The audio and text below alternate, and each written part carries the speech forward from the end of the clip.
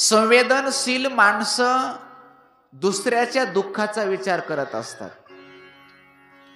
संवेदनशील माणसं आपल्यामुळं इतरांना झालेल्या त्रासाचा विचार करतात, किंबहुना आपल्यामुळं इतरांना होणाऱ्या दुःखाचा जे विचार करतात त्यांना संवेदनशील माणूस म्हटलं जातं. आणि त्या माणसांच्या ठिकाणी माणुसकी असते, किंबहुना ज्यांच्याकडे माणुसकी असते तीच माणसं इतराच्या दुःखाचा विचार करत असतात. आपण सहज बोलून जातो, अरे काय माणुसकी आहे का नाही? ही माणुसकी काय आहे? कुठला पदार्थ आहे हा? जिथे इतरांच्या सुखदुःखाचा विचार होतो, आपल्यामुळे इतरांना झालेल्या छोट्यातल्या छोट्या त्रासाचा विचार होतो, त्या घटकाला, त्या पदार्थाला माणुसकी म्हटलं जातं. ती धर्मराज युधिष्ठिराच्याकडे प्रचंड होती. एकीकडे भगवान श्रीकृष्णाने हे धर्मयुद्ध आहे म्हणून त्याला प्रेरित केलं पांडवांना. महाभारताचं युद्ध झालं, निरपराध लाखो सैनिक मेले, त्यांच्या स्त्रिया विधवा झाल्या, त्यांची बालक मुलं अनाथ झाली. राजाला याची खंत होते. राजा म्हटला, अहो मे पश्यता अज्ञानम हृदय रूढम दुरात्मन, माझा अज्ञान बघा, माझा मोह बघा म्हटला. पारक्यस्यैव देहस्य भव्यम अक्षयणी राहता, जो देह मेल्यानंतर कुत्र्या मांजऱ्याच्या तोंडात जाणारे, जे देहाची माती होणारे, कदाचित तो देह माझे वंशज या देहाला फुकून देतील, काढी लावतील, कोणास ठाऊक या देहाचं काय होईल. त्या देहाला सुख होण्याकरता कितीतरी अक्षयही निश्चयेना मी मारली, मारण्याकरता मी अनुमोदन केलं. कितीतरी बालक अनाथ झाली, किती स्त्रिया विधवा झाल्या. आणि शास्त्र सांगतं की हे धर्मयुद्ध. हे कसलं धर्मयुद्ध आहे म्हटलं? येता पंखेन पंखाभ्याम सुरयवा सुराकृतम, चिखलानं भरलेला पाय धुण्याकरता गढूळ पाणी वापरावं, ते जसं ते स्वच्छ होऊ शकत नाही. दारूने अपवित्र झालेलं पात्र पवित्र करण्याकरता परत दारूनेच ते पात्र धुवावं, जसं ते पवित्र होऊ शकत नाही, तसं आता मला सांगितलं जातं की युद्धामध्ये झालेली हिंसा, ते पातक नष्ट करण्याकरता यज्ञ यागादी कर्म यज्ञात परत हिंसा होणार आहे. शोक करू लागले. मग भगवंताच्या लक्षात आलं, काल आपण ही कथा पाहिली होती, कुरुक्षेत्रावर ते बाणाच्या अंथरुणावर शरशय्येवर पडलेल्या भीष्माचार्यांच्याकडे देवाने जायचं ठरवलं. कधी कधी म्हणण्यापेक्षा अनुभवाच्या ज्ञानाचा प्रभाव जास्त पडत असतो.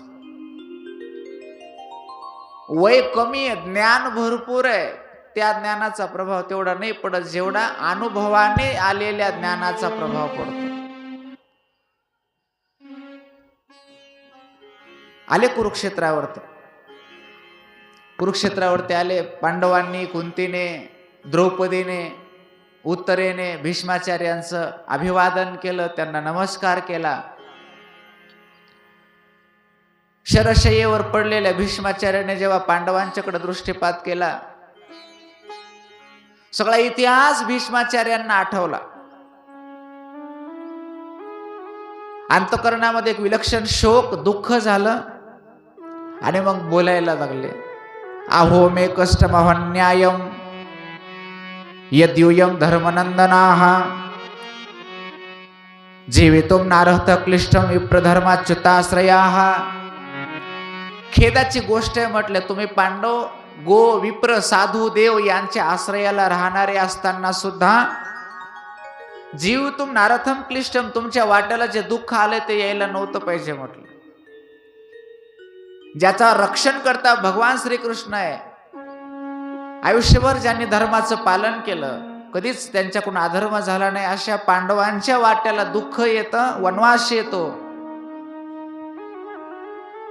हे न पटण्यासारखं भीष्माचार्य खंत व्यक्त करतात. संस्थिते राती पांडव प्रथा बाल प्रजावधू. पांडवांना त्यांचं बालपण सांगितलं. तुमचे वडील धर्मवीर पांडू जेव्हा स्वधामाला गेले तेव्हा तुम्ही खूप लहान होता म्हटलं. तुमचं पालन पोषण करण्याकरता कुंतीला खूप कष्ट सहन करावं लागले. सर्व प्रथा बाल प्रजावधू तिने खूप कष्ट करून तुम्हाला लहानाचं मोठं केलंय. सर्वम कालकृतम म्हणणे, पण आता काही पर्याय नाही म्हटले. काळाची गती अशी गहन आहे, याला काय म्हणणार? काळानुसार घटना घडत असतात, चांगल्या घटना, वाईट घटना, चांगल्या माणसाच्या वाईट माणसाच्या घडतात. त्याला काळच कारण आहे, दुसरं काही कारण नाही म्हटलं. यत्र धर्मसुतो राजा, नाहीतर ज्या पांडवांच्या पक्षामध्ये धर्मराज युधिष्ठिर, गदाधारी भीम, गांडीवधारी अर्जुन, अर्जुनाच्या रथाचं सारथ्य करायला साक्षात परब्रह्म परमात्मा एवढं सगळं असतानाही कष्ट झाले तुम्हाला, मला याचं आजही वाईट वाटतंय म्हटलं. नैहस्य करिचित पमा वेद विदितम. आता याचं एकच उत्तर आहे म्हटले, काय? काळाची महिमा, याच्या व्यतिरिक्त काहीच नाही. आणि काळाचीच महिमा म्हणावं लागेल ना बा, नाहीतर अभिमन्यूचा वध व्हायचं काही कारण नाही. ज्या अर्जुनाबरोबर भगवान श्रीकृष्ण रात्रंदिवस राहत होते,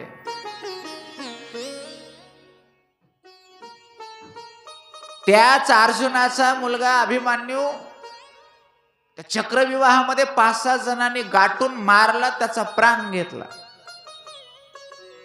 याला काळाची महिमा म्हणायचं. भीष्माचार्य म्हणतात की तुमच्या आयुष्यामध्ये जे दुःख आलं, काल महिमा आहे, दुसरं काहीच नाही म्हटलं. आणि काळाची महिमा, काळाची गती देवाने आपल्या हातात सुद्धा ठेवलेली नाहीये. काळ होऊन देवाची या घटना कर्मानुसार तुमच्या आमच्या आयुष्यात घडवत असत. देवाला माहिती नव्हतं का काय? शत्रू सैन्यात कट कारस्थान होत आहे, चक्रव्यूहाची रचना होणार आहे दुसऱ्या दिवशीच्या युद्धामध्ये, माहिती असणारच आहे. तो सर्वज्ञ आहे ना. दुसऱ्या दिवशी जेव्हा अर्जुनाला युद्ध करत करत चक्रव्यूहापासून दूर घेऊन जात होते, तेव्हाही देवाला माहिती होतं की आता कुठंतरी कटकारस्थान शिजतंय. त्याने ठरवलं असतं, एकतर शत्रू सैन्यामध्ये चक्रव्यूह रचण्याची बुद्धीच येऊ दिली नसते, आली असती. अर्जुनाला सांगितलं असतं, अर्जुना इथून दूर जायचं नाहीये, शत्रू सैन्यामध्ये कटकारस्थान होत आहे. आणि याच्याही अगोदर विचार करायचा झाला तर देवाने जर ठरवलं असतं, तर जेव्हा सुभद्रेच्या पोटात तो अभिमन्यू होता, त्याला चक्रव्यूहामध्ये जाण्याचं ज्ञान दिलं. त्याने जर ठरवलं असतं, त्याच्यानुसार जर सगळं झालं असतं, तर त्यानं त्या चक्रव्यूहातून बाहेर येण्याचंही ज्ञान दिलंच असतं की नाही. म्हटलं सुभद्रा झोपली होती हे त्याला माहिती नव्हतं का? तो उठवू शकत होता तिला, नाहीतर परत तिच्या सासरी आणून घालताना त्याला सांगता येत होतं, पण त्याने नाही केलं ना. कारण काही गोष्टी ईश्वराने आपल्या हातात नाही ठेवल्या, त्या काळाच्या हातात दिलेल्या. वेळ तुमच्या आमच्या आयुष्यामध्ये कुठली घटना घेऊन येईल हे तुम्ही आम्ही काय ठरवू शकत नाही. भीष्माचार्य म्हणतात, ज्या परिस्थितीला तुम्ही सामोरे गेलात, ती परिस्थिती तुमच्यासारख्या धर्मात्म्याच्या आयुष्यामध्ये यायला नको होती, ती आली, याची मला खंत आहे. पण तुम्ही सगळं सहन केलं, त्याला सामोरे गेलात, धैर्य दाखवलं, याबद्दल तुमचं कौतुक आहे म्हटले.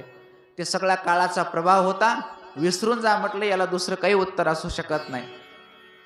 आणि जेव्हा भगवंताकडे भीष्माचार्याची दृष्टी गेली, तेव्हा भीष्माचार्य बोलतात, येश वै भगवान साक्षात आद्यो नारायण पुमान.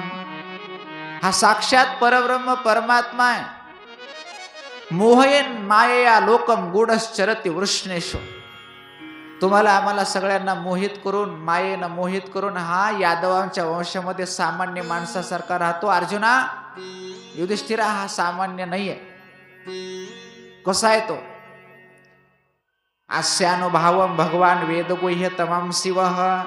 या परब्रह्म परमात्म्याची, भगवान श्रीकृष्णाची महती एक तर भगवान शंकर जाणतात, देवर्षी नारद, एकतर देवर्षी नारद जाणतात, भगवान कपिलो नृप, नाही तर भगवान कपिल. या तिघांनाच भगवंताची महिमा माहिती आहे. तुम्ही आम्ही याची महिमा नाही जाणून घेऊ शकत. अर्जुनाला उद्देश करतात, अर्जुनाला म्हणतात, अर्जुना यमन्यशे मातुलेयम. ज्याला तू तुझ्या मामाचा मुलगा समजतोस, प्रियम मित्रम सुरत्तमम, तुझा मित्र समजतो, आकरो सचिवम दूतम सौरदात सारथिम, त्याला मंत्री समजतो, दूत समजतो, सारथी बनवलंस तू त्याला. सामान्य नाहीये तो. कसा आहे? सर्वात्मनः समदृशो. तो समदर्शी आहे, सगळ्यांकडे समान भावनेनं पाहणार आहे तो परब्रह्म परमात्मा. पण असं जरी असलं तरी त्याचा विशेष काय सांगू का तुला?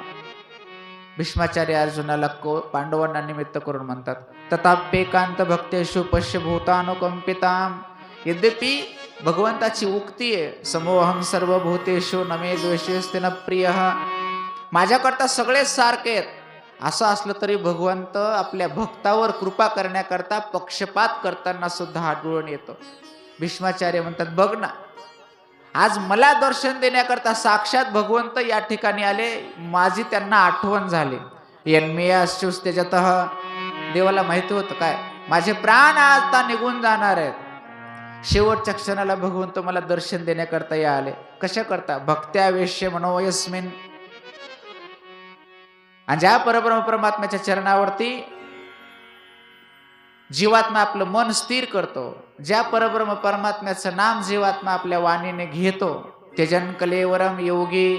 आणि नाम घेत घेत मन चरणावरती लीन करत करत योगी ज्या चरणाचं चिंतन करतात आणि चिंतन करत करत प्राण सोडतात, मुच्यते सर्व कर्मभेही. आणि मग तो जीवात्मा, तो योगी सगळ्या कर्मबंधनातून सुटून जातो. कुणाच्या? त्या भगवंताच्या चरणाच्या चिंतनाने. माझं भाग्य, ज्या परमात्म्याच्या चिंतनाने योगी प्राण सोडतात, प्राण सोडून आपल्या कर्मबंधनातून मुक्त होतात. आज तोच परब्रह्म परमात्मा माझे प्राण शरीरातून निघून जाताना माझ्यासमोर साक्षात उभा आहे. यापेक्षा काय भाग्य असू शकतं? आता त्या परब्रह्म परमात्म्याला एकच प्रार्थना आहे. भीष्माचार्य भगवंताला प्रार्थना करतात, सदेव देवो भगवान प्रतीक्षताम कलेवरम यावदिदं हिनोम्यहं प्रसन्न हासारुणलोचनोल्लसन् मुखांबुजो ध्यानपतश्चतुर्भुजः. सदेव देवो, त्या परमात्म्याला माझी प्रार्थना आहे. प्रतीक्षताम, त्याने थांबावं. कुठपर्यंत? कलेवरम यावदिदं हिनोम्यहं. जोपर्यंत मी हे शरीर सोडत नाही तोपर्यंत माझ्या समोर याने उभं राहावं. पण उभं कसं राहावं? प्रसन्न हासारुणलोचनोल्लसन्. चेहरा प्रसन्न असला पाहिजे. गोपिकांना दर्शन देताना जे चेहऱ्याचं हास्य होतं असायचं, जसा चेहरा प्रसन्न असायचा, त्याच प्रसन्न चेहऱ्याने देवाने माझ्या समोर उभं राहावं, जेणेकरून मला त्याचं दर्शन होत राहील. माझ्या दृष्टीपुढे त्यांनी उभं राहावं. मुखांबुजो ध्यानपतश्चतुर्भुज. चतुर्भुज रूपामध्ये त्याने. आणि मग सूतजी म्हणतात, हे शौनक, भीष्माचार्यांनी धर्मराज युधिष्ठिराला उपदेश केला. दानधर्मान राजधर्मान मोक्षधर्मान विभागशः स्त्रीधर्मान भगवद्धर्मान समास व्यासयोगतः. अनेक धर्माचा उपदेश पांडवांना निमित्त करून तुम्हाला आम्हाला भीष्माचार्यांनी केला. भीष्म पर्वामध्ये महाभारताच्या अंतर्गत ते सगळं प्रकरण युधिष्ठिर आणि भीष्माचार्यांचा संवाद विस्तारपूर्वक महाभारतामध्ये येतो. आणि मग जेव्हा उपदेश करत होते, उपदेश करत करत तो काळ जवळ आला ज्या काळात भीष्माचार्यांना आपले प्राण सोडायचे होते. ज्या काळात प्राण गेल्यानंतर जीवात्म्याला चांगली गती प्राप्त होते, तो काळ अर्थात उत्तरायणाचा काळ जवळ आला. जेव्हा भीष्माचार्यांना समजलं की आता आपला मृत्यू काळ जवळ आलेला आहे, बोलायचं थांबले. आपल्या सगळ्या इंद्रियाच्या वृत्ती अंतःकरणामध्ये लीन केल्या. अंतःकरण प्रकृतीमध्ये लीन केलं, प्रकृतीला परतत्वामध्ये लीन केलं आणि शांत झाले. शांत होऊन भीष्माचार्याने भगवंताची स्तुती केली. भीष्माचार्य म्हणतात, देवा, एकादशीच्या दिवशी 11 श्लोकामध्ये खूप सुंदर भगवंताची स्तुती करतात भीष्माचार्य. भीष्म उवाच इति मतिरूपकल्पिता वितृष्णा भगवती सात्वत पुंगवे विभुम्ने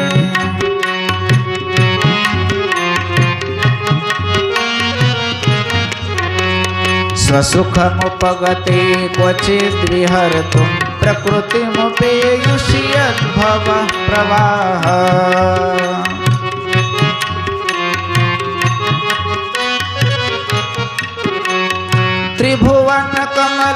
तमालवर्णं रविकर गौरवाम्बरं दधाने वपुरलककुलावताननाद्यं विजय सखेरतिरस्तु मे नवद्या।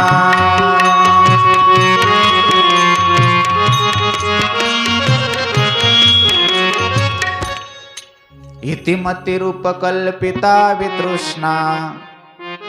देवा, मी माझी मती माझी बुद्धी तुमच्या चरणावरती समर्पित करतो म्हटलं.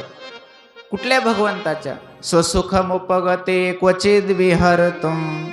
यद्यपि जे आपल्या स्वस्वरूपामध्ये रममान आहेत, तरी पण विहार करण्याकरता, त्या प्रकृतीचा स्वीकार करता, ज्या प्रकृतीमध्ये समस्त जगत सामावलेलं आहे, अशा भगवंताला तो भगवंत दिसतो कसा? त्रिभुवन कमलम तमालवर्णम. त्रैलोक्यामध्ये त्याच्यापेक्षा सुंदर कोणीच असू शकत नाही. तमालवर्णम, सावळा ज्याचा रंग आहे. रविकर गौरवांबरम दधाने, सूर्य किरणासारखा तेजस्वी पितांबर ज्याने धारण केलेला आहे. कुरुळे केस ज्याच्या डोक्यावरती आहेत, अशा भगवान श्रीकृष्णाला, त्याच्या चरणावरती माझ्या अंतकरणाचं निवासस्थान असू देत, किंवा त्याच्या चरणाविषयी माझ्या अंतकरणामध्ये प्रेम उत्पन्न, रती उत्पन्न होऊ देत. विस्तारपूर्वक स्तुती केल्याचं वर्णन येतं. शेवटी उत्तरायणाला आरंभ झालेला होता. सुतजी म्हणतात, सौनक, कृष्ण एवं भगवती मनोवक दृष्टिवृत्तीभिः आत्मन्य आत्मानमावेश्य स्वंतश्वास उपारमत. आपल्या अंतकरणाची वृत्ती भगवत स्वरूपामध्ये लीन केली, आम्हाला प्राण पंचतत्वामध्ये लीन केला, स्वंतश्वास उमारमत, आणि त्यांनी आपल्या या लोकातली यात्रा संपवली. भीष्माचार्यांचं जेव्हा स्वधामगमन झालं, सर्वे बभूस्ते स्तुस्नि वयांसी व दिनात, ते भीष्माचार्याने जेव्हा देह ठेवला, सर्वच्या सर्व ऋषी मुनी देव दानव राजर्षी महर्षी ब्रह्मर्षी सर्वच्या सर्व शांत झाले. सूर्यास्त झाल्याच्या नंतर जसे आकाशामध्ये किलकिल करणारे पक्षी शांत होतात, तसं सर्व शांत झाले. सगळ्यांना वाईट वाटलं, सगळ्यांना दुःख झालं भीष्माचार्यांचं जाण्याचं. का? कारण एक योद्ध्यांना एक मोठा योद्धा गेल्याचं दुःख होतं. तत्ववेत्यांना एक मोठा तत्ववेत्ता गेल्याचं दुःख होतं. पितृभक्तांना एक मोठा पितृभक्त गेल्याचं दुःख होतं. भगवत भक्तांना एक मोठा आणि प्रख्यात भगवत भक्त गेल्याचं दुःख होतं. आईला एक मुलगा गेल्याचं दुःख होतं. भीष्माचार्यांना स्वधामगमन केल्यानंतर भगवंताला सुद्धा वेदना झाल्या, भगवंताला दुःख झालं. कारण भीष्माचार्याचं चरित्र जर आपण पाहिलं, अनेक अंगाने भीष्माचार्यांच्या चरित्राकडे पाहता येतं. उभ्या आयुष्यात इतरांसाठी कसं जगलं जातं हे जर शिकायचं असेल तर भीष्माचार्यांचं चरित्र आपल्याला पाहू शकतो आपण. तारुण्यात संसाराचा आनंद घ्यायचा, बापासाठी जगायची वेळ आली. कुणाला नकोय बुवा संसार करायला, कुणाला नकोय विषयाचा भोग घ्यायला, प्रत्येकाच्या अपेक्षा आहेत. पण भर तारुण्यात जेव्हा संसाराचा आनंद घ्यायची वेळ आली, तेव्हा हे समजलं की आपल्या त्यागाने बापाला भोग भेटणार आहेत. बापाच्या आनंदासाठी स्वतःच्या सुखाचा, विषय सुखाचा, स्वतःच्या इच्छा अपेक्षाचा त्याग कसा केला जातो, भीष्माचार्यांचं चरित्र आपल्याला सांगतं. ते केलं. नंतर कुरुवंशाच्या रक्षणाची जिम्मेदारी आली. स्वतःच्या आयुष्यामध्ये कधीच अधर्म झाला नाही, पण अधर्म करणाऱ्या कौरवांच्या बरोबर राहायची वेळ आली. म्हटले, का राहिले कौरवांच्या बरोबर, सोडलं का नाही? कारण वचन होतं, हस्तिनापुराच्या राज्याचं रक्षण करण्याची जिम्मेदारी स्वतः घेतलेली होती. कधी कधी पदावर बसणारी माणसं जरी नालायक असली, त्या गादीच्या त्या पदाच्या रक्षणाची जिम्मेदारी जेव्हा चांगली माणसं घेतात, त्यावेळेला कधी कधी नालायक मूर्ख माणसांचा सुद्धा सांभाळ करावा लागतो. का? कारण ते त्या पदावर आहेत. आणि भीष्माचार्यांनी शब्द दिला होता की हस्तिनापुराचं राज्य राजगादी सांभाळण्याचा शब्द त्यांनी दिला होता, म्हणून आयुष्यभर झगडत राहिले. शरीर कौरवाच्या बाजूने, पण मन मात्र उभ्या महाभारताच्या युद्धामध्ये पांडवांच्या बाजूने होतं, कारण पांडवांची बाजू ही सत्याची होती. आणि असा परोपकारासाठी आयुष्यभर जगणारा एक महान भगवत भक्त जेव्हा या जगाचा निरोप घेतो, साहजिकच सर्वसामान्य माणसांपासून ते साक्षात परब्रह्म परमात्मा भगवान श्रीकृष्णापर्यंत त्यांच्या जाण्याने वेदना होणं साहजिक होतं. आणि नाहीतरी माणूस गेल्यानंतर किती माणसांना दुःख होतं, याच्यावरून त्या माणसाच्या मोठेपणाचा अंदाज आपण लावू शकतो. आपल्या जाण्याने जर कुणालाच काही फरक पडत नसेल तर समजायचं आपण फक्त आणि फक्त स्वतःसाठी जगलो. आणि आपल्या जाण्याने जर आपल्या पश्चात 10, 5, 25, 50, 100 माणसाच्या आयुष्यावर, त्यांच्या जगण्यावर जर काही दिवस का होईना फरक पडत असेल तर समजायचं आपण इतरांसाठी जगलो. भीष्माचार्याचं स्वधामगमन झालं आणि धर्मराज युधिष्ठिराने त्यांच्या अंत्यसंस्कार केल्याची कथा येते. पुढे सौनकांनी प्रश्न विचारलेले आहेत. सूतजी त्याचं उत्तर देतात. 2 मिनिट भजन करू, पुन्हा पुढची कथा पाहू. मग धर्मराज युधिष्ठिराने प्रजेचं पालन कशा पद्धतीने केलं, सूतजी सांगतात.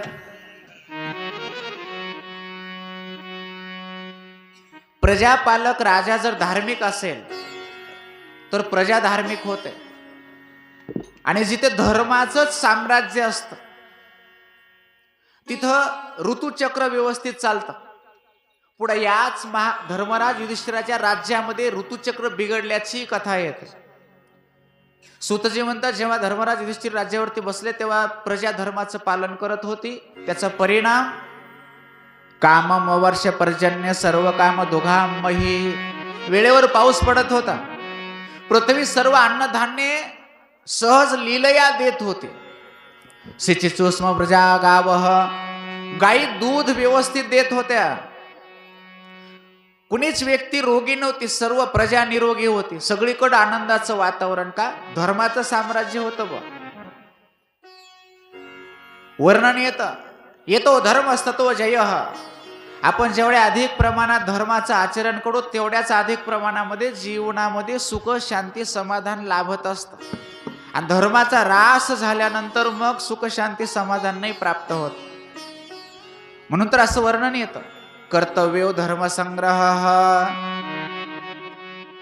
जसं माणसं पैसा कमवण्याकरता धडपड करतात ना, अर्थार्जनासाठी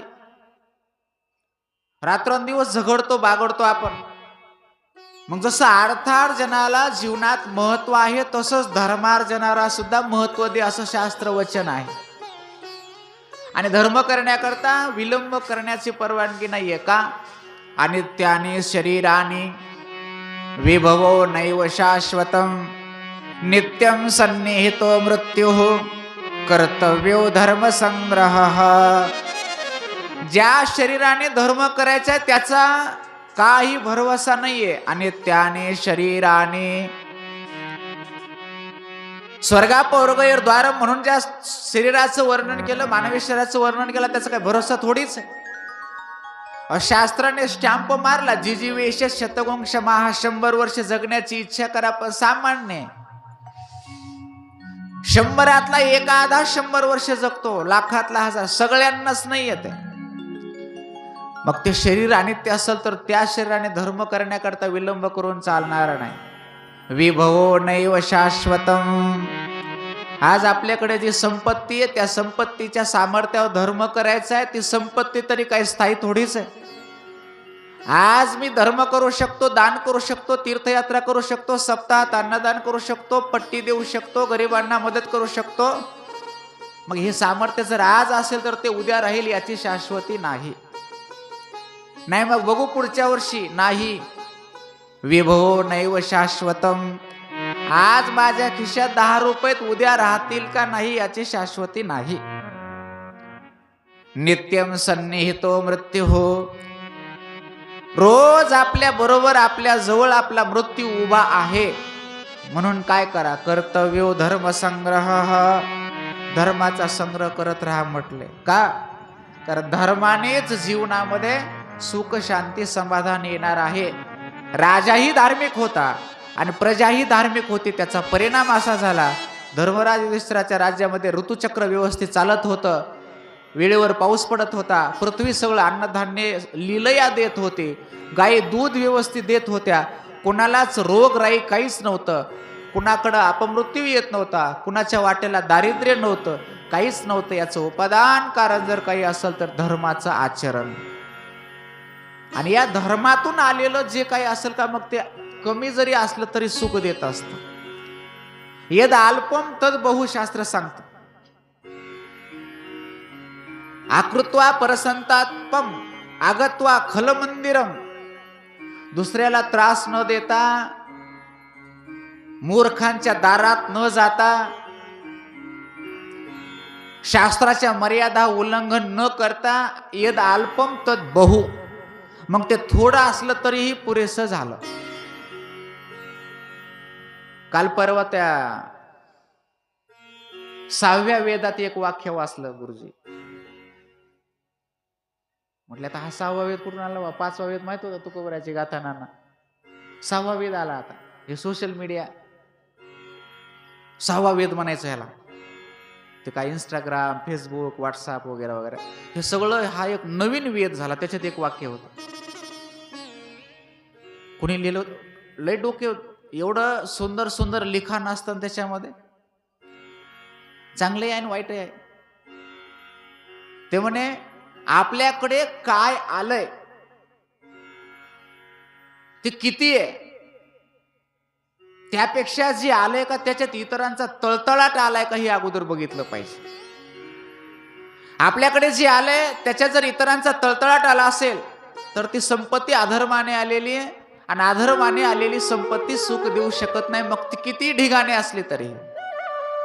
याच्या विपरीत कमीच आहे, अल्प आहे, पण त्या आलेल्या अल्पामध्ये इतराचा तळतळाट नाहीये, अजिबात अधर्माने आलेलं नाहीये, तर बहु ते निश्चित आपल्या सुखाला कारण ठरणार आहे. मुद्दा होता, धर्मराज युधिष्ठिराच्या राज्यातली प्रजा धर्माचं पालन करत होती. परिणाम तो धर्म त्यांना येतो. धर्मस्ततो जय धर्मो रक्षति रक्षितः धर्मो हंती हतो हातः. धर्माचा नाश केला की नष्ट धर्म आपला नाश करतो, आणि धर्माचं रक्षण केलं की रक्षित धर्म आपलं रक्षण करत असतो. शिवमहापुराणाच्या पहिल्याच संहितेच्या 13व्या अध्यायामध्ये फार सुंदर वर्णन आहे. धर्माद अर्थो अर्थतो भोगो भोगाद वैराग्य संभव. वर्णन असं येतं. आज आम्हाला संसार का सुटत नाही त्याचं कारण आहे, आम्ही जो संसार संग्रह केलाय तो संसार धर्माने आलेला नाहीये, कुठंतरी अधर्माने आलेला आहे. धर्मादार्थ, आपल्या अर्थाचं उपादान धर्म असला पाहिजे. धर्माने आलेला अर्थ आणि त्या अर्थाने जर भोग भोगले तर वेळ आल्यानंतर त्या भोगाचं वैराग्य होत असतं. भागवताच्या 4व्या आणि 5व्या स्कंदामध्ये ज्या कथा येतात ना, उत्तानपादाचा मुलगा ध्रुव, ध्रुवाचा उत्कल, त्याच्या वंशात सगळे पुढे प्रियव्रत, अग्निद्र, नाभी, ऋषभदेव, भरत, एकही राजा घरात मेला नाही. का? पोरगा करता झाला, मुलाला गादीवर बसवायचं, राजानं वनात जायचं, साधना करायची. का विरक्ती होते बुवा. आणि आजचा एकही प्रियव्रत घरातच सगळे खिळे ठोकू ठोकू. आम्हाला का विरक्ती होत नाही? मसनातून वापस यायची तयारी, सरनावून जरा येऊ द्या, थोडं काम राहिलंय. का बरं? आणि आमच्याच वंशातल्या पूर्वजांना संसाराची विरक्ती वेळ आली की झाली, प्रत्येकाने घर सोडलं का? याचा अर्थ असा होतो, तुम्ही आम्ही सगळे आलो त्याच्यामध्ये. कुठंतरी आमच्या संपत्तीमध्ये अधर्म घुसलेला आहे, कुठंतरी आमच्या भोगात अधर्म घुसलेला आहे, कुठंतरी आमच्या कामात अर्थात अधर्म घुसलेला आहे, जो की आम्हाला विरक्ती नाही होऊ देत संसाराची. धर्मपालन गरजेचं आहे. धर्मराज युधिष्ठिराच्या राज्यामध्ये सर्व प्रजा धार्मिक होती आणि अर्थातच स्वतः राजा सुद्धा धार्मिक होता. आनंदात चाललं होतं त्या धर्मराज युधिष्ठिराचं राज्य. भगवान श्रीकृष्णाने पांडवाचा निरोप घेतला आणि द्वारकेकडे निघाले.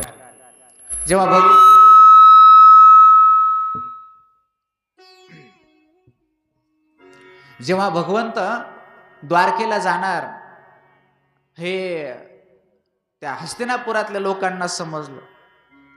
सर्वजण भगवंताला निरोप द्यायला आले. कुणी भगवंताला आलिंगन देतंय, कुणी भगवंताचं अभिवादन करतंय, कुणी भगवंताचं दर्शन घेतंय, कुणी काही. हस्तिनापुरातल्या स्त्रिया भगवंताच्या संदर्भात चिंतन करताना बोलतात. तर फार सुंदर संवाद आहे त्यांचा. हस्तिनापुरातल्या स्त्रिया म्हणतात, भाग्यशाली आहेत त्या भगवंताच्या धर्मपत्न्या, ज्यांना भगवंताचा साक्षात स्पर्श प्राप्त होतो, ज्यांना भगवंताची साक्षात सेवा करायला प्राप्त होते. ते साम, प्रद्युम्न, अनिरुद्ध भाग्यशाली आहे ज्यांना भगवंताच्या वंशात जन्म प्राप्त झाला, ज्या भगवंताच्या नुसत्या स्मरणाने जन्ममृत्यूच्या पलीकडे जीवात्मा जातो, त्या भगवंताचं नित्य दर्शन ज्यांना होतं, त्यांचा स्पर्श ज्यांना प्राप्त होतो. खरंच ते द्वारकावासी भाग्यशाली आहेत. भगवंताने निरोप घेतला, द्वारकेच्या दिशेने निघाले. द्वारकेच्या जवळ आल्याच्या नंतर भगवंताने आपला पांचजन्य नावाचा शंख वाजवला. सर्व द्वारकावासियांना समजलं की भगवंत हस्तिनापुरातून द्वारकेकडे आलेले आहेत. सर्व प्रजा आनंद व्यक्त करू लागले. तहानेनं व्याकुळ झालेल्या एखाद्या जीवाला पाणी प्राप्त व्हावं तसं भगवंताच्या विरहाने व्याकुळ झालेले ते द्वारकावासी भगवंत आलेत हे जेव्हा समजलं, सगळ्यांची मन प्रसन्न झाली, अंतःकरण भरून आले. आनंदाचे अश्रू त्याच्या नेत्रामध्ये वाहू लागले. आता बास देवाचं दर्शन होणार. सगळेचे सगळे द्वारकावासी गावाच्या बाहेर देव ज्या दिशेनं येत होते त्या दिशेनं धावायला लागले. ज्या विषयाची आवड असते, ज्या व्यक्तीवर आपलं प्रेम असतं, त्याचा विरह माणसाला दुःख देत असतो. आणि विरह ज्याच्या विषयी आहे ती व्यक्ती पुन्हा जेव्हा आयुष्यामध्ये येतं त्याचा संयोग तेवढाच आनंद सुद्धा देत असतो. संयोगा विप्रयोगांत असं वर्णन येतं. भगवंताचं स्वागत केलं. सर्व भगवंताचे पुत्र देवाच्या स्वागताकरता बाहेर पडतात. भगवंताला राजवाड्यात घेऊन येतात. सरळ वसुदेव देवकीच्या दर्शनाकरता भगवंत जातात. आई वडिलाचं दर्शन घेतलं, त्यांचा आशीर्वाद घेतला. नंतर भगवंत आपल्या पत्नीच्या प्रकोष्ठामध्ये जातात. भगवंताच्या पत्नीला खूप आनंद झाला. अनेक दिवसानंतर आपल्या पतीचं दर्शन झालं होतं. पत्न्या पतीं प्रोष्य गृहानुपागतम विलोक्य संजात मनोमहोत्सवाहा. देवाला पाहिल्याबरोबर खूप प्रसन्न झाल्या त्या. त्यांचं हृदय भरून आलं. उत्तस्तुर आरात उठून उभे राहिले, अभिवादन केलं भगवंताचं त्यांनी. सौनकाने विचारलं म्हणे, अश्वत्थाम्याने उत्तरेच्या गर्भामध्ये ज्या भावी परीक्षितीचं हत्या करण्याकरता ब्रह्मास्त्र सोडलं होतं, त्याला मारण्याचा प्रयत्न केला होता, त्या आपत्याच्या जन्माची कथा सांगितली नाही म्हटले तर. मग परीक्षितीच्या जन्माची कथा सांगितली. तस्य जन्म महाबुद्धे कर्मानेच महात्मनः निधनम च यथैवासीत सप्रेत्य गतवान यथा. त्याचा जन्म कसा झाला, त्याने कुठली कुठली कर्म केले, त्याचं निधन, त्याचा मृत्यू कसा झाला. आम्ही हे पण ऐकले की शुकाचार्याच्या मुखातून त्याने भागवताची कथा ऐकली. जर योग्य असेल, तुम्हाला योग्य वाटत असेल तर कृपा करून आम्हाला त्या राजा परीक्षितीचं चरित्र सांगा म्हटलं. सौनकाने विचारलं आणि मग सुतांनी उत्तर द्यायला सुरुवात केली. सुतवाच. सुतजी बोलतात, आपिपलत धर्मराज पितृवत रंजयन प्रजा निस्पृह सर्व काम्यभ्य कृष्ण पादाब्ज सेवया. भगवान श्रीकृष्णाच्या चरणाची सेवा करत करत निष्काम भावाने धर्मराज युधिष्ठिर प्रजेचं पालन करत होते. संपद क्रतो लोका महिषी भ्रातरो मही. यद्यपि राजगादीवर होते, पण निस्पृह निष्काम भावाने, कुठल्याच विषयाची आसक्ती नाही. अशी बरीच माणसं असतात. साधूचं चरित्र त्याच अंगाने पाहिलं जातं, भगवंताच्या भक्ताचं चरित्र त्याच अंगाने पाहिलं जातं. संसारात असतात ते, खातात पितात. यद्यपि साधूचं, भगवत भक्ताचं आणि तुमचं आमचं संसारातलं वावरणं सारखंच दिसतं. गीतेमध्ये भगवंताने त्याचं स्पष्टीकरण केलं. पश्चय श्रवणान पुरुषय विघ्रन, त्याचं तेच वर्णन. तोही पाहतो आपणही पाहतो, तोही खातो आपणही खातो, तोही घेतो देतो आपणही घेतो देतो. पण हे जरी सारखं असलं तरी ते कर्म करण्याच्या पाठीमागे जी वृत्ती आहे त्या वृत्तीत मात्र फरक असतो. आपण आसक्त अंतकरणाने ते कर्म करतो आणि भगवत भक्त अनासक्त अंतकरणाने ते कर्म करतात, म्हणून त्यांच्यामध्ये तुमच्या आमच्यामध्ये फरक आहे. धर्मराज युधिष्ठिर अनासक्त भावनेने त्या हस्तिनापुराच्या राज्याचं पालन पोषण करत होते. योग्य वेळेला त्या उत्तरेने एका अपत्याला जन्म दिला.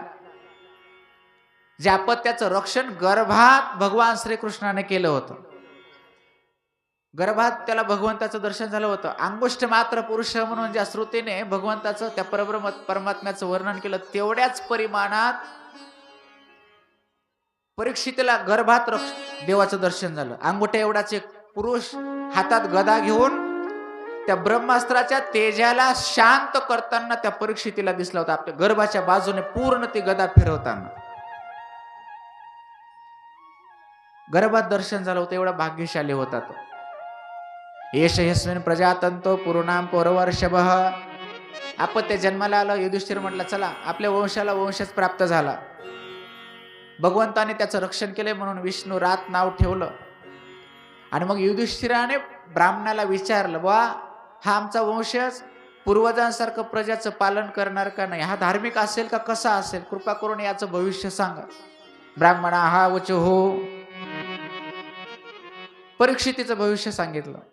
पार्थ प्रजाविता साक्षात इक्ष्वाकुरिव मानव ब्रह्मण्य सत्यसंधश्च रामो दाशरथिर् यथा. सत्यप्रिय असेल, ब्राह्मण प्रेमी असेल प्रभू रामचंद्रासारखं. एष दाता सुरण्यश्च. उशिनर देशाचा राजा शिबी जसा दानी होता, त्या शिबी राजासारखा हा दानी असेल म्हटलं. दुष्यंत पुत्र भरत जसा कीर्तिशाली होता, यशस्वी होता, तसं याचंही यश होईल म्हटलं. हुता शैव दुर्धर्षः. अग्नी जसा तेजस्वी आहे तसा हा तेजस्वी असेल. समुद्र इव दुस्तरः.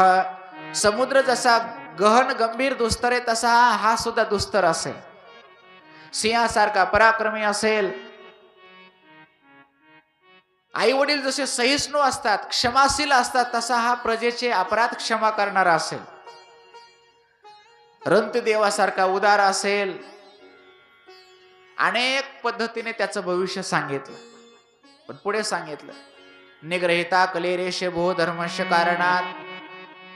कलीचा निग्रह करेल, पण याच्याकडून एक घटना होईल. काय? तक्षकाद आत्मनो मृत्युम द्विज पुत्रोपसर्पितात. साधूचा अपराध होईल आणि ब्राह्मणाचा शाप लागल्यानंतर, शाप लागल्यापासून 7व्या दिवशी तक्षक नावाचा सर्पदंशाने याचा मृत्यू होईल. सयेश लोके विख्यात परीक्षित यत प्रभू. लोकविख्यात होईल हा. आणि मग भविष्य सांगितलं त्याचं. इकडे पांडवांचं राज्य सुरू होतं. माणसाच्या आयुष्यामध्ये जेव्हा सुख येतं, अनुकूल काल कसा जातो हे कळत नाही. प्रतिकूल काल असेल की एक एक क्षण असा जातो, लई कठीण जातो. आणि अनुकूल असेल ना, कधी गेला कळतच नाही. अनुकूल काल आणि प्रतिकूल काल कसा जातो. विना का विना आपल्या सत्यात आहे. आता हे आपले वारकरीत आपल्याला भजनाचं प्रेम आहे. एखाद्याला अजिबात आवड नाही त्याच्या गळ्यात विना पडावं. आणि तास तास विना असं 2-2 तास आहेत. तुम्हाला आवड आहे म्हणून तुम्हाला त्याचं काय वाटत नाही. आता सप्ताह सुरू आहे आमचा फिरता पिंपळ्याला मानवत तालुक्यामध्ये. आमच्या गुरुजींचे गुरुजी ब्रह्मलीन स्वामी श्री दिव्यानंदपुरीजी महाराज. जाऊ दे दुसऱ्याचं कशाला, आपलंच आपण जप करायला बसाव सकाळी आणि गुरुनं सांगा 11 माळी जप करा. सुरू केला जप. जपात मन असेल तर कधी 11 माळे होतात हे कळत नाही, आणि जपात मन नसाव कशाच्या 11 माळे होत्या. मुंगुट मनीच येत नाही, असा उघड उघड बघावं लागतं किती लांब आहे आणखी. तुमचं मला माहित नाही, माझं होतं कधी कधी तसं. असं वाटतं मुंगुट मनी हरवला काय माळीचा, का पडला खाली गळून. ज्या विषयाची आवड आहे तो काळ जेव्हा येतो का, अनुकूल काल म्हटलं जातं त्याला, सुखाचे दिवस. आपल्याला जे रुचतं पचतं ते जेव्हा आपल्या समोर येतं का, ते भोगतानाचा काळ कसा जातो कळत नाही. पांडवांना 12 वर्षाचा वनवास, 1 वर्षाचा अज्ञातवास, तेही दिवस होते. युद्धाचेही दिवस होते, तेही दिवस गेलेच असतील. आणि आता सगळं काही अनुकूल होतं. हस्तिनापुराचं राज्य प्राप्त झालं होतं, सगळं काही होतं. हेही दिवस आहेत, पण हे दिवस कसे गेले सूतजी म्हणतात हे काही पांडवांना समजलं नाही. काही दिवसानं विदुरजी तीर्थयात्रा करून मैत्रीजींच्याकडून तत्वज्ञान प्राप्त करून परत हस्तिनापुरामध्ये आल्याची कथा येते. विदुरांनी बाकीचं सगळं सांगितलं, पण भगवंत स्वधामाला गेले हे पांडवांना नाही सांगितलं. विदुराने विचार केला, नाही तरी त्यांना जेव्हा माहिती होईल तेव्हा ते पाहतील. आतापासून काही वाईट घटना घडल्या तर आपण आपल्या जवळच्या माणसांना शक्यतो प्रत्यक्ष सांगत नाहीत, वेळ आल्यावर माहिती झाल्या तर हरकत नाही. विदुराने विचार केला, आतापासूनच या पांडवांना का दुःख द्यायचं, भगवंताच्या विरहाचं. स्वागत केलं पांडवांनी विदुरांचं. काही दिवस राहिले त्यांच्या बरोबर. मग धर्मराज युधिष्ठिर विदुरांना उद्देश करून बोलतात. युधिष्ठिर उवाच आपे स्मरत नो यस्मत् पक्ष छाया समेधिताम. धर्मराज युधिष्ठिर म्हणतात, काका एवढ्या दिवस तुम्ही आम्हाला सोडून गेले, तीर्थयात्रा केल्या, अनेक क्षेत्रात फिरून आलात, आमची कधी आठवण येत होती का तुम्हाला? का प्रश्न विचारला? कारण विदुराचे पांडवावर आतोनात उपकार होते महाराज. पांडवांना लाक्षागृहात जेव्हा जाळून मारण्याचा प्रयत्न केला होता, त्या लाक्षागृहातून कुशलतया वाचवणारे महात्मा विदुर होते. एकांतात अनेक वेळा कौरवांना माहिती न होता पांडवांना पावलोपावले संकटातून काढण्याकरता, त्यांना मदत करण्याकरता धडपड उभ्या आयुष्यात महात्मा विदुरांनी केलेली होती. ही जाण धर्मराज युधिष्ठिराला होती. युधिष्ठिराच्या डोळ्यात पाणी आलं. सांगितलं, काका तुमचे खूप उपकार आहेत आमच्यावर.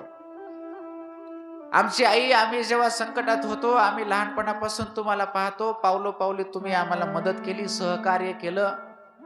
वेळ प्रसंगी कौरवांचा विरोध पत्कारला आणि त्यांचा विरोध पत्करून आम्हाला मदत केली.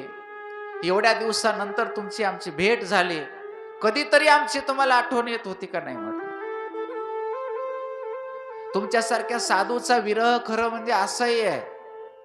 आणि तुमच्यासारख्या साधूचं दर्शन जेव्हा होतं, दर्शन झाल्यानंतर जिथं साधूच्या नुसत्या स्मरणाने जीव पवित्र होतो, तिथं जेव्हा तुमच्यासारख्या साधूच्या साक्षात दर्शनाचा योग येईल, तुमच्यासारख्या साधूचे भगवत भक्ताचे पाय धुण्याचा योग येतो, यापेक्षा भाग्य काय असू शकतं.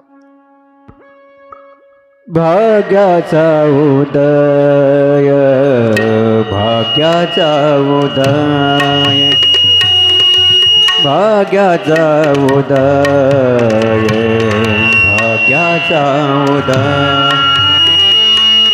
भाग्याचा उदय, भाग्याचा उदय, भाग्याचा उदय, भाग्याचा उदय. ते जोडे संत पाय, तेहि जोडे संत पाये तो निया बुद्धो माता ए तो निया बुद्धो माता लोरी संत पाय लोरी संत पाय तो माता तो निया बुद्धो माता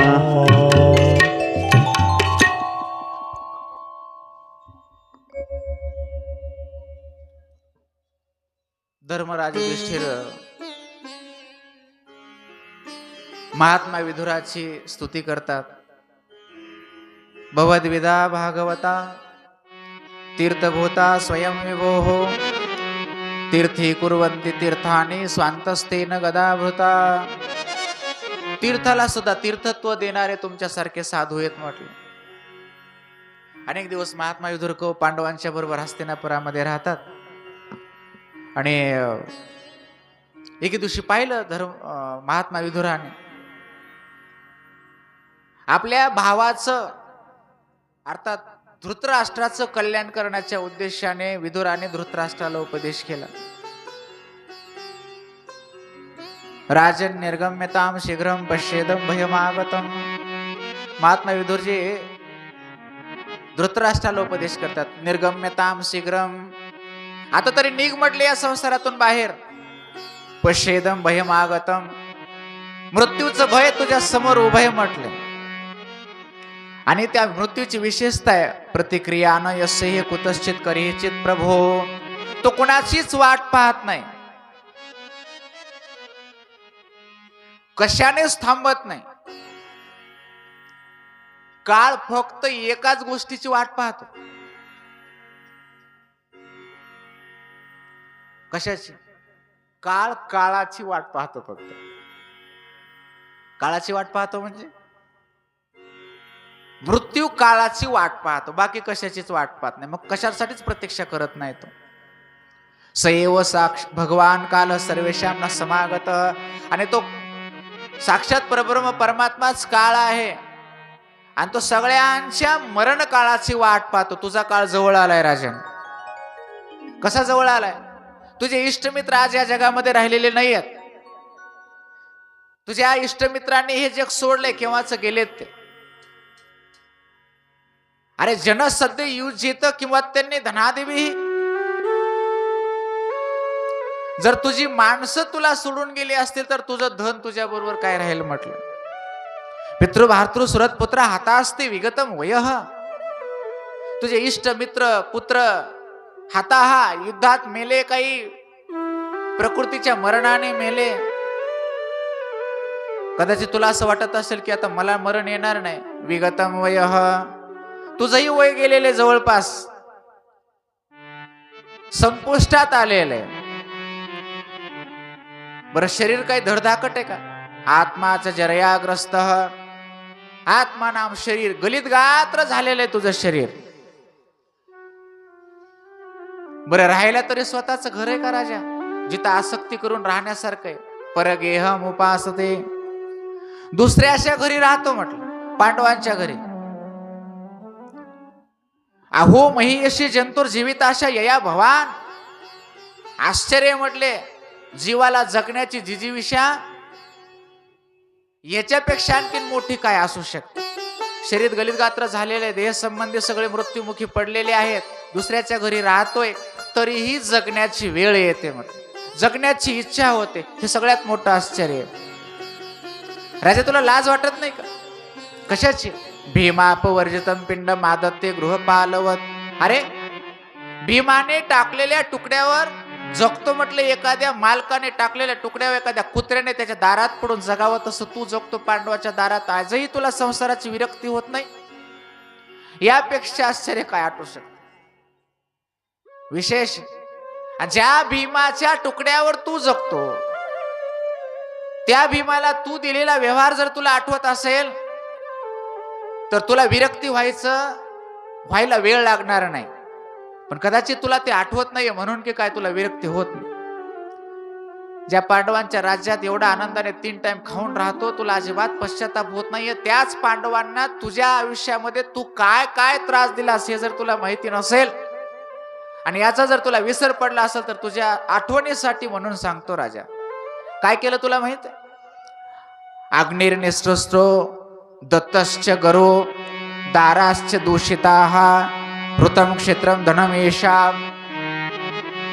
अरे त्यांनाच अग्नी जाळण्याचा प्रयत्न केला तुम्ही सर्वांनी बापलेकांनी मिळून. भीमाच्या अन्नात विष घातलं, त्यालाच मारण्याचा प्रयत्न केला आणि त्याच भीमाने दिलेल्या भाकरीवर जगतो. लाज वाटायला पाहिजे तुला. एकदा नाही, महाभारताचं युद्ध झाल्यानंतर 100 कौरवांपैकी जास्तीत जास्त कौरव भीमाने मारलेत हे जेव्हा त्या धृतराष्ट्राला समजलं, तिथंही कटकारस्थान केलंस. मनात कपट ठेवलंस आणि भीमाला आलिंगन द्यायची इच्छा व्हायली असं म्हटलंस. आठवते का तुला? पण भगवंताच्या लक्षात होतं की तुला आलिंगन कसं द्यायचं. अरे लोखंडाचा भीमाचा पुतळा चकनाचूर केलास तू. भीमाने उघड्या डोळ्यानं पाहिले ते. मला नाही वाटत हे सगळं भीम विसरला असेल म्हणून. आणि ही सगळी आठवण जर भीमाला राहिली असेल तर भीम कुठल्या भावनेनं जेवणाचं ताट तुझं घेऊन येत असेल आणि ताट देताना तुला काय म्हणत असेल फक्त तुला आणि भीमालाच माहिती. कदाचित ते मला नाही माहिती. दाराश्च दूषिताः. अरे राजसिंहासनावर तू बसलेला होतास, तुझ्या कानावरती आवाज येऊ लागला द्रौपदीचा आणि ती म्हणत होती तुला, महाराज तुमची मुलं माझ्यावर अन्याय करतात, मला विवस्त्र करण्याचा प्रयत्न करतात, त्यांना प्रतिबंध करा. मान खाली घालून बसला होतास राजा तो. आणि ज्या द्रौपदीला तुझ्या समोर तू ज्या सभेमध्ये बसलेला होतास त्याच सभेमध्ये विवस्त्र करण्याचा प्रयत्न केला, तीच द्रौपदी आज बाप म्हणून तुझी सेवा करते. तुला काहीच कसं वाटत नाही. ऋतम क्षेत्रम. अरे पांडूने जाताना तुझ्याकडं त्याची मुलं मोठी होईपर्यंत त्या हस्तिनापुराचं राज्य सांभाळण्याकरता दिलं होतं राजा. तुला दुर्बुद्धी सुचली, तुझ्या मुलांना लोभ झाला, तुझ्या मुलाचं तू ऐकलंस आणि त्या पांडवाचं राज्य द्यायचं नाही ठरवलं तुम्ही. त्यांचं धन हरण केलं, त्यांचं राज्य हरण केलं. आणि आज त्याच पांडवाच्या ज्यांना आतोनात कष्ट दिले त्या पांडवांच्या घरी जगतोस, त्यांनी दिलेल्या भाकरीवर जगतोस. थोडा जर स्वाभिमान राजा तुझ्या मनामध्ये शिल्लक असेल, याच क्षणात हस्तिनापुरातून बाहेर पड आणि राहिलेले काय जे आयुष्य असेल ते जरा भगवंताच्या भजना पूजनामध्ये लाव. जा निघून. आंधळ्या धृतराष्ट्राची अंतर्दृष्टी उघडली, मला त्याचे डोळे उघडले. पश्चाताप झाला त्याला. क्षणाचाही विलंब न करता उत्तर दिशेच्या रस्ता धरला त्या धृतराष्ट्राने आणि उत्तरेला निघून गेला. गांधारीला जेव्हा समजलं की आपले पती निघून जातात, गांधारीने पतीचा रस्ता धरला, त्याच्या मागोमाग तीही निघून गेली. महात्मा विदुरही निघून गेले. मुळात महात्मा विदुराचं हस्तिनापुरामध्ये येणं होतं ते धृतराष्ट्राला संसाराचं वैराग्य देण्याकरता, उपदेश देण्याकरता, बाकी काही प्रयोजन नव्हतं. निघून गेले. दुसऱ्या दिवशी सकाळी धर्मराज युधिष्ठिर उठतात, देवपूजा झाली, बाहेर उभे असणाऱ्या याचकांना दान धर्म केला आणि नंतर पाहिलं त्याचा नियम होता काय, वडील तर नाही आहेत, वडिलाच्या अनुपस्थितीमध्ये वडिलाचा भाऊ हा बापासारखा असतो. धर्मशास्त्र सांगतं आपले वडील नसतील आणि वडिलाच्या पश्चात वडील म्हणून कोणाकडे पाहावंसं वाटत असेल तर आपल्या चुलत्याकडे बाप म्हणून पाहू शकतो आपण. बापाचा जो सन्मान असतो, बापाच्या पश्चात बापाच्या भावाचा सुद्धा तो सन्मान एका पुतण्याने केला पाहिजे. आणि आपली भावाच्या अनुपस्थितीमध्ये, आपल्या भावाच्या अपत्याच्या जीवनामध्ये चुलत्याने सुद्धा एक बाप म्हणून उभं राहिलं पाहिजे. आपल्या पोटच्या पोराच्या विषयी जो भाव असतो तोच भाव आपल्या भावाच्या अपत्याविषयी सुद्धा असला पाहिजे. धर्मशास्त्र त्या दोघांनाही सांगतं. धृतराष्ट्राच्या प्रकोष्ठामध्ये दर्शन घेण्याकरता रोजच्या नियमाप्रमाणे धर्मराज युधिष्ठिर जेव्हा पोहोचले तेव्हा काकी नव्हती आणि काकाही नव्हते. संवेदनशील माणसं कुठेही घडलेल्या घटनेचा अपराध स्वतःवरच घेतात. चांगल्या माणसाचं काही चुकलं न चुकलं, चुकल्यासारखं त्यांना नुसतं वाटलं तरी ते म्हणतात बाबा आमचं चुकलं, आम्हाला माफ करा. पण जिथं संवेदना नाहीत, त्यांच्या चुका जरी झाल्या तरी त्यांना काही पश्चाताप होत नाही. धर्मराज युधिष्ठिराला वाईट वाटलं, आपलं काय चुकलं कोणास ठाऊक म्हटले. काकाने आणि काकूने आमचा त्याग केला. संजयाला विचारलं, संजय काय भानगड आहे बा, कुणीच दिसत नाही. विदुर जे आले होते तेही दिसत नाहीत, विदुर काका नाही, दुसरे काका नाही, काकूही नाही, गेले कुठं, आमच्याकडून काय चुकलं का काय. आणि मग संजयाला सांगितलं बा मला काही माहिती नाही. तेवढ्यात तुंबर आदींना घेऊन महात्मा नारदांचं आगमन होतं. नारदांचं स्वागत केलं आणि मग नारदांना विचारलं बाबा कुठे गेलेत काही माहिती नाही. नारदाने सांगितलं राजा आता शोधू नको त्यांना, आणि सापडले तर वापस पण आणू नको. खरं म्हणजे लई अगोदर जायला पाहिजे होतं, यांनी आधीच उशीर केलाय. मग त्यांचं भविष्य सांगितलं. आजपासून 5व्या दिवशी धृतराष्ट्राचा देहत्याग होईल, त्याचं अनुसरण गांधारी करेल. पुढे भविष्यात प्रभा क्षेत्रामध्ये विदुरचे सुद्धा आपला देह ठेवतील. अशा पद्धतीने धर्मराज युधिष्ठिराला सांगितलं. नारदजी निघून जातात. पुढे अर्जुन द्वारकेला गेलेला होता भगवंताचा समाचार घेण्याकरता. धर्मराज युधिष्ठिर आणि भीम यांचा संवाद सुरू होता. वेतिता कचितीन मासास्तदा नाया ततो अर्जुनः. 7 महिने झाले अर्जुन परत आला नाही. ददर्श घोर रूपाने निमित्ताने कुरुद्वह. धर्मराज युधिष्ठिराला अपशकुन दिसायला लागले.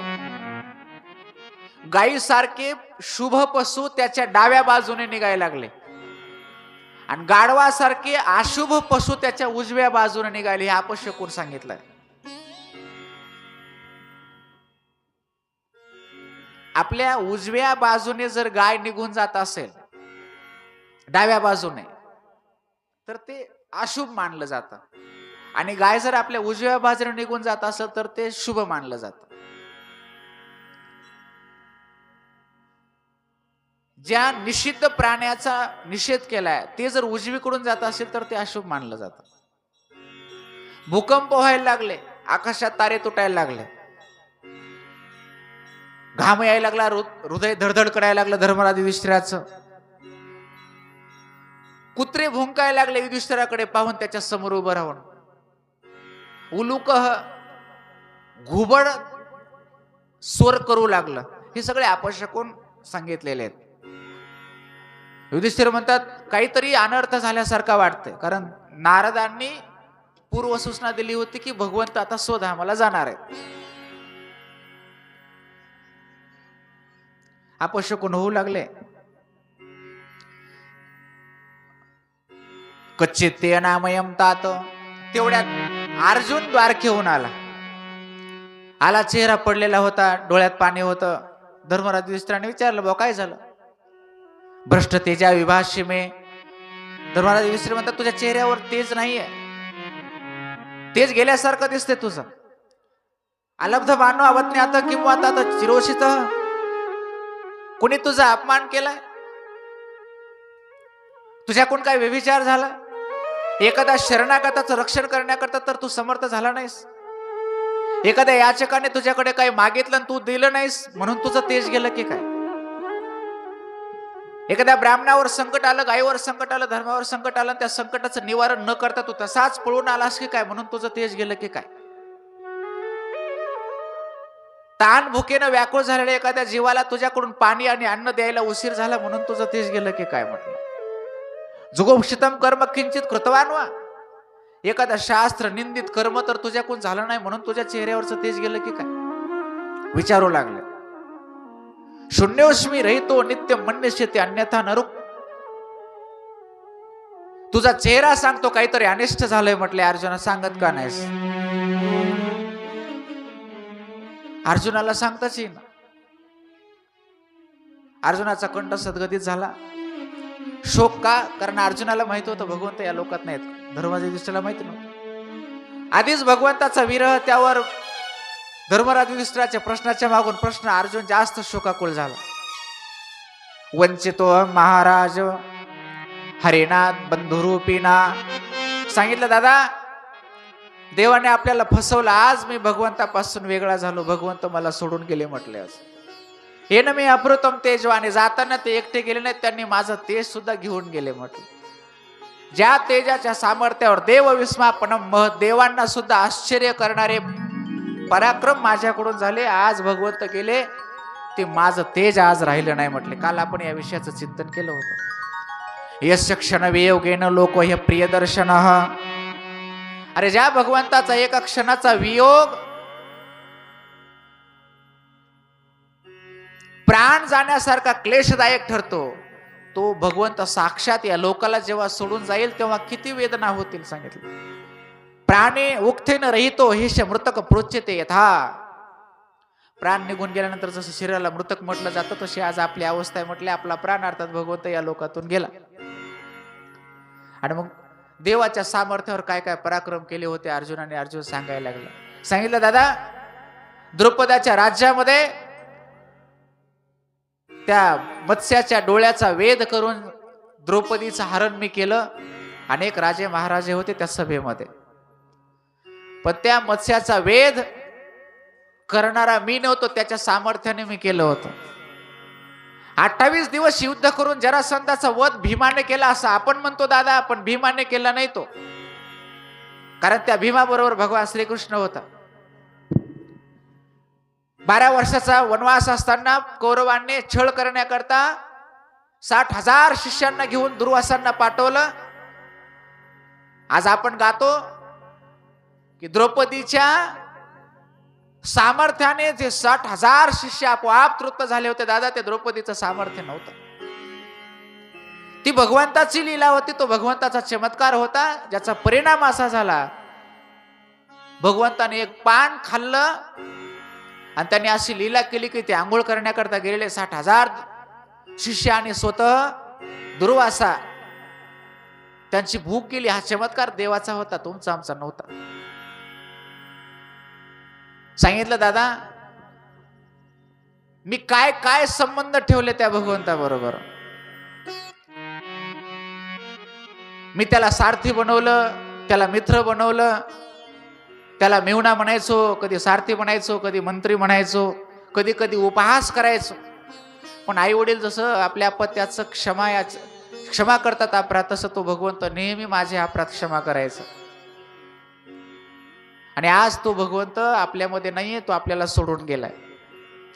अनेक मागच्या घटना, मागची चरित्र अर्जुनाला आठवू लागले. अर्जुन भगवंताच्या विरहाने शोकाकुळ झाला, त्याला बोलता येईना, त्याचा प्राण जाण्याची वेळ आली, सुत जे सांगतात. आणि मग यादव वंश कसा नष्ट झाला हे कथानक अर्जुनाने धर्मराज युधिष्ठिराला सांगितलं. भगवंत स्वतः मला गेले हे जेव्हा धर्मराज युधिष्ठिराला समजलं, परीक्षितेला राज्यावर बसवलं आणि पांडवांनी उत्तरेच्या दिशेनं प्रस्थान केल्याची कथा येते. प्रभास क्षेत्रामध्ये विदुराने देहत्याग केला. द्रौपदीने आपली वृत्ती भगवतत्वामध्ये लीन केली, प्राण सोडला. कुंतीने आपला देह सोडला. आणि मग पुढं राजा परीक्षितीचं राज्य येतं. सौनक प्रश्न विचारतात आणि सूतजी त्याचं उत्तर देतात. ती कथा पाहिजे. पुन्हा एकदा आपण या ठिकाणी 2 मिनिट भगवंताचं भजन करू.